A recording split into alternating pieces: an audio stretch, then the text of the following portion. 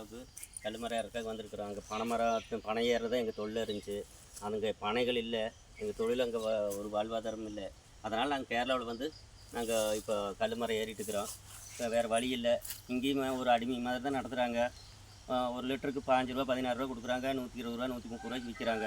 ஆனால் எங்களுக்கு கொடுக்குறதுலையுமே ஒவ்வொரு நேரத்தில் பார்த்தீங்கன்னா இல்லை ஒரு 500 1000 2000 பிடிப்பாங்க. அதையும் பிடிச்சி வச்சுட்டு திருப்பி கேட்டால் கொடுக்க மாட்டாங்க. ஏன்னா நீங்கள் தமிழ்நாட்டிலேருந்து வந்தவங்க தானே, ஒரு அடிமை மாதிரி தான் நடத்துகிறாங்க.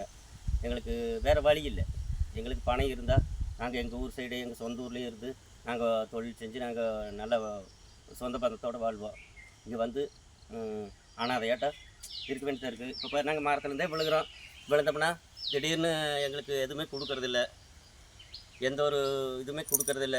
இப்போ ஒரு கை கால் உடஞ்சி போச்சு, அது செத்தே போயிட்டாலும் ஒரு 10 ரூபா கூட கவர்மெண்ட்டோ கேரளா சர்க்காரோ இந்த கல் முதலாளிகள் இந்த கல் தொழில் செய்கிற ஓனர்களோ யாருமே எந்த ஒன்றுமே கொடுக்கறதில்ல. நாங்கள் ஒரு அனாதை மாதிரி தானே கேரளாவில் வாழ்கிறோம்.